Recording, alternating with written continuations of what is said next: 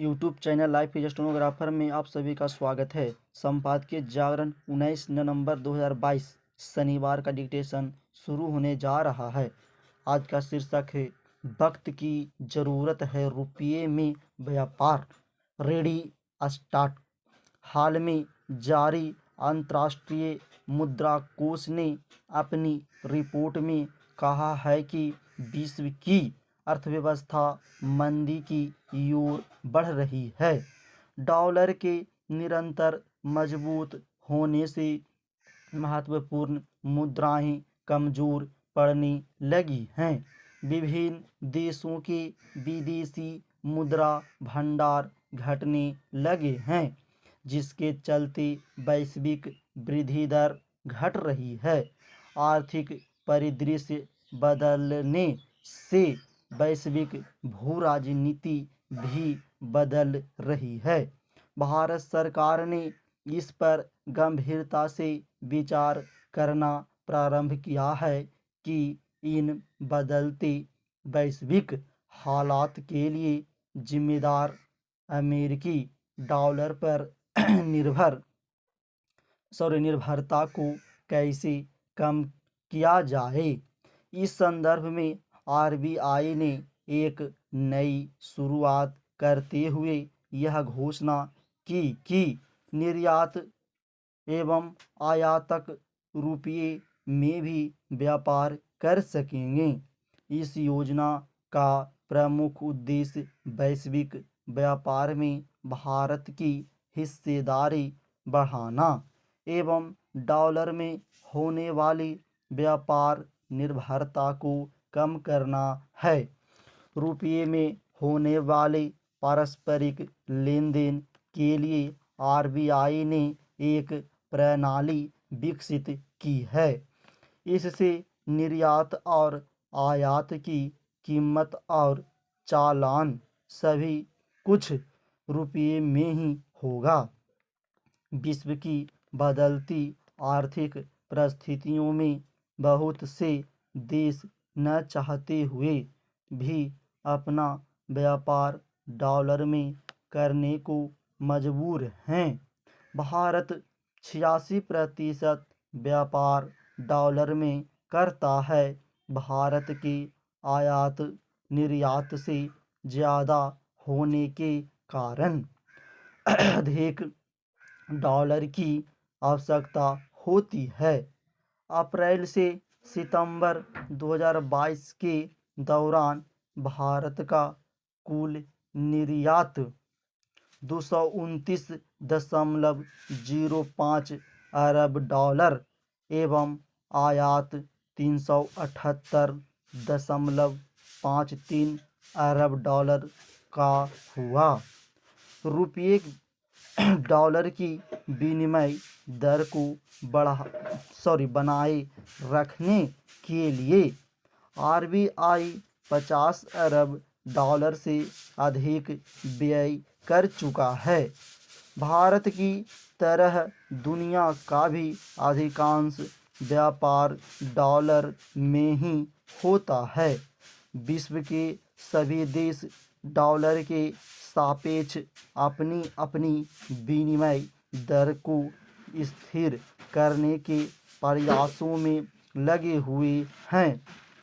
बढ़ती महंगाई को नियंत्रित करने के लिए अमेरिका की फेडरल रिजर्व ने व्यापार की दर को बढ़ा दिया है, जिससे विश्व के धन का प्रवाह अमेरिका की तरफ होने लगा है। इससे डॉलर और मजबूत होता जा रहा है। इन परिस्थितियों में डॉलर के दबदबे को कम करने के लिए भारत सरकार ने सही समय पर सही पहल की है। रुपये में व्यापार करने का फैसला ऐसे समय में आया है जब दुनिया के अधिकतर देश न सिर्फ मुद्रा भंडार में कमी का सामना कर रहे हैं, बल्कि अंतर्राष्ट्रीय वित्तीय निपटान में कठिनाइयों से सॉरी भी जूझ रहे हैं। इन विपरीत परिस्थितियों में भारत की यह व्यवस्था विनिमय दर में होने वाले उतार चढ़ाव के जोखिमों से भी सुरक्षा प्रदान करेगी। यह उन भारतीय निर्यातकों की समस्या को कम करेगी जिनका भुगतान युद्ध के कारण अटका हुआ है। यह रूस और ईरान जैसे देश के साथ हमारे व्यापारिक संबंधों को बेहतर बनाने में मददगार होगी, जिन पर अमेरिकी प्रतिबंध है। रुपये में व्यापार से विश्व भर में न सिर्फ इसकी स्वीकृति बढ़ेगी बल्कि विश्व में भारत का अधिक आर्थिक स्तर भी बढ़ेगा। विदेश मंत्रालय के सार्थक प्रयासों का ही नतीजा है कि अनेक देशों, विशेष रूप से श्रीलंका, मालदीव, विभिन्न दक्षिण पूर्व एशियाई देश, अफ्रीकी और लैटिन अमेरिकी देशों ने भी रुपये में व्यापार करने में अपनी सहमति व्यक्त की है। भारत के साथ रुपये में व्यापार करने के लिए रूस सहर्ष तैयार हैं। रुपये रूबल में व्यापार के बाद रुपया रियाल एवं रुपया टका में व्यापार की दिशा में कार्य प्रारंभ हो चुका है। यदि इन सभी देशों को किया जाने वाला भुगतान रुपये में होगा तो इसका सीधा लाभ भारतीय अर्थव्यवस्था को होगा। श्रीलंका की आर्थिक स्थिति ठीक न होने से वह भी भारत के साथ रुपये में व्यापार करने के लिए तैयार है।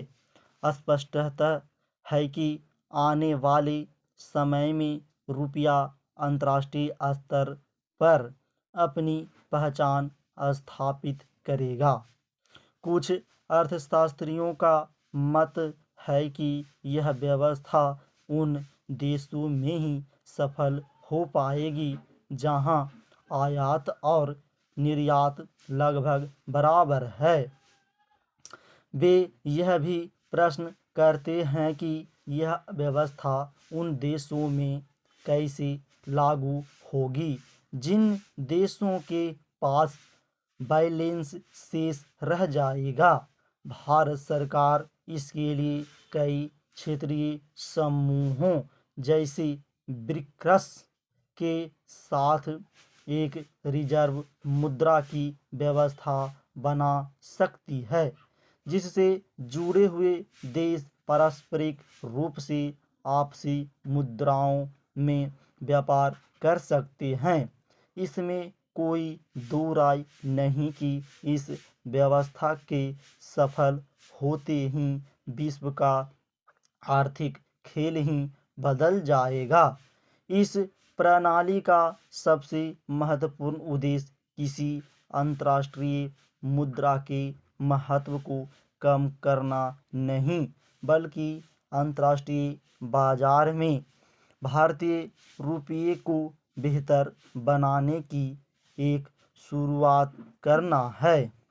यह समय की मांग भी है कि भारतीय और अंतर्राष्ट्रीय बाजार एक दूसरे के लिए अधिक खुले विकल्प रखें एवं विभिन्न प्रकार के वित्तीय साधनों के संबंध में रुपये को अधिक उदार बनाए।